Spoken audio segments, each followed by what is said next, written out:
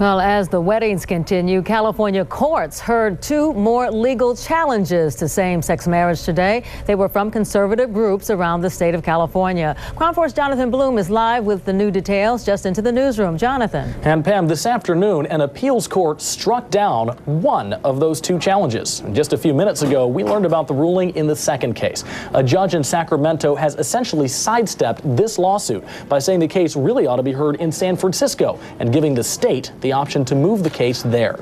The suit was filed just yesterday, claiming there's a legal problem with the state's new marriage license forms that could actually make all weddings performed under those new documents invalid. In most states, marriage applications look like this. There's a section for information about the bride and another for the groom. But the new forms in California look like this. Bride and groom are replaced by Party A and Party B.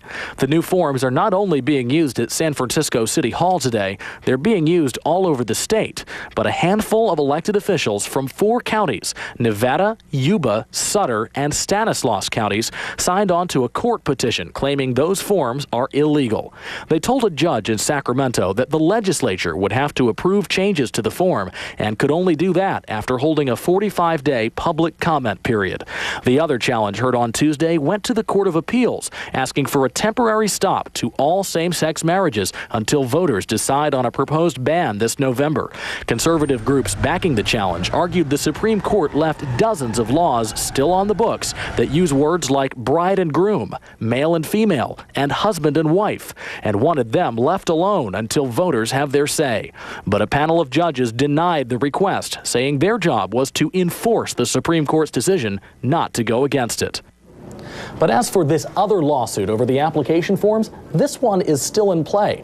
A spokesman for the conservative legal group who filed it says he fully expects the state to move the case to San Francisco, where he says the judicial climate is more friendly to gay rights. But he says that his group has plenty of arguments for why the case belongs in the more moderate jurisdiction of Sacramento. Live in the newsroom, Jonathan Bloom, KRON 4 News.